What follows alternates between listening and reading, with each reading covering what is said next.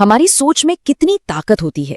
क्या सच में सिर्फ एक ख्याल किसी की पूरी किस्मत पलट सकता है? आज चलिए एक ऐसी ही कहानी सुनते हैं, एक भिखारी और एक व्यापारी की। ये कहानी हमें बताती है कि कैसे नजरिए में एक छोटा सा बदलाव किसी की पूरी जिंदगी बदल सकता है। सोचिए जरा, ये पूरी कहानी एक सीधे साधे सवाल से शुरू होती है और एक बहुत बड़े बदलाव पर जाके खत्म होती है, और ये सोचने पर मजबूर कर देती है कि क्या सच में सिर्फ एक सवाल, एक लाइन किसी की दुनिया को पूरी तरह से पलट सकती है। चलिए इस कहानी के लिए चलते हैं एक बहुत ही बिजी रेलवे स्टेशन पर। यहीं पर हम मिलते हैं एक ऐसे आदमी से जिसकी दुनिया सिर्फ एक सोच और एक ही काम के चारों ओर घूमती थी। उसका हर दिन बिल्कुल एक जैसा था। वो आने जाने वालों से भीख मांगता था और उसके मन में ये बात गहरी बैठी हुई थी कि उसका काम सिर्फ लेना है। वो खुद को एक ऐसा इंसान मानता था जिसके पास किसी को देने के लिए कुछ है ही नहीं। तो बस जब उसने एक अच्छे कपड़े पहने व्यापारी को देखा तो उसे लगा चलो भीख मांगने का एक और मौका मिला। लेकिन उस दिन कुछ अलग होने वाला था। ये मुलाकात रोज जैसी नहीं होने वाली थी। वो व्यापारी सिर्फ एक और यात्री नहीं था, बल्कि वो तो उस भिखारी की पूरी सोच को, उसकी पूरी दुनिया को चुनौती देने वाला था। उस व्यापारी के शब्द एकदम सीधे और कह सकते हैं तीखे थे। उसने कहा, देखो, मैं एक व्यापारी हूं और लेन देन में यकीन रखता हूं। अगर तुम्हारे पास मुझे देने के लिए कुछ भी नहीं है तो तुम्हें मुझसे मांगने का भी कोई हक नहीं है। ये सिर्फ भीख देने से मना करना नहीं था, नहीं, ये तो जिंदगी का एक बहुत बड़ा सबक था। ये बातें उस भिखारी के दिल और दिमाग में घर कर गईं। पूरे 2 दिनों तक वो सिर्फ इन्हीं शब्दों के बारे में सोचता रहा। पहली बार उसने अपनी सबसे बड़ी सोच पर सवाल उठाया कि क्या सच में उसके पास देने के लिए कुछ भी नहीं है। और जानते हैं, यही सवाल, यही उधेड़बुन एक बहुत बड़े बदलाव की पहली सीढ़ी बनी।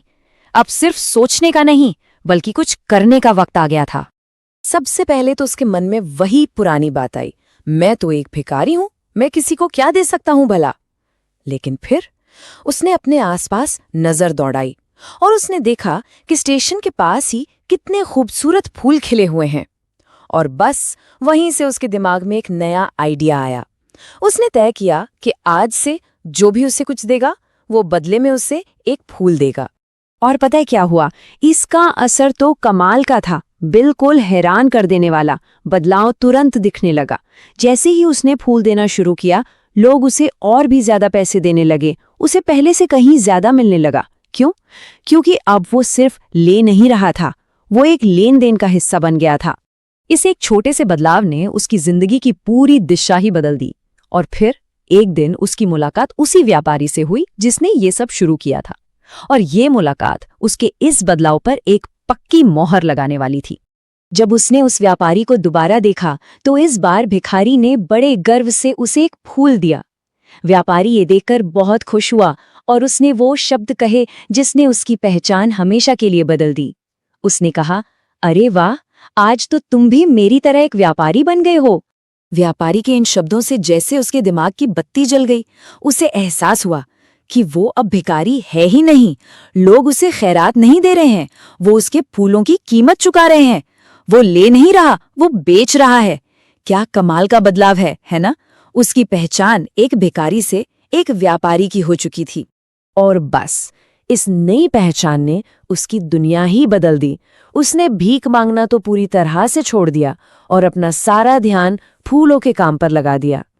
और सिर्फ 6 महीने बाद जब वो तीसरी बार उस व्यापारी से मिला तो वो फूलों वाला भिखारी नहीं था, नहीं, वो एक सफल फूल व्यापारी था, सूट पहने हुए, और वो उस व्यापारी से बराबरी पर मिल रहा था।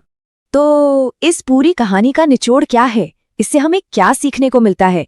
चलिए इसके पीछे छिपे उस एक पावरफुल आइडिया को समझते हैं। सारी बात आकर टिकती है लेन देन के नियम पर।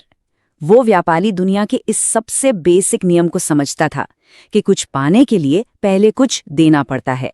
भिखारी ने बस इस नियम को अपनी जिंदगी में उतारा और उसकी हकीकत बदल गई। ये नियम सुनने में बहुत आसान लगता है, लेकिन इसके नतीजे बहुत गहरे होते हैं। तो चलिए कुछ जरूरी बातें नोट कर लेते हैं। असली सफलता हमारे दिमाग से शुरू होती है। कुछ बड़ा करने के लिए पहले बड़ा सोचना पड़ता है। हमारी कीमत हमारे हालात तय नहीं करते, बल्कि हमारी सोच तय करती है।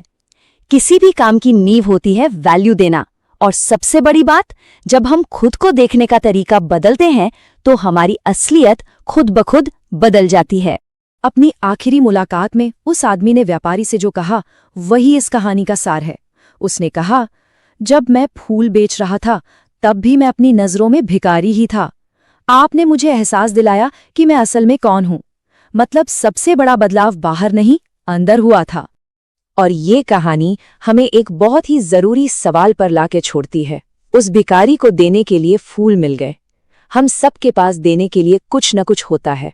कोई हुनर, कोई अच्छा आइडिया, थोड़ी सी मेहरबानी, या फिर बस थोड़ा सा वक्त। तो इस कहानी को इसी सवाल के साथ खत्म करते हैं। आज हम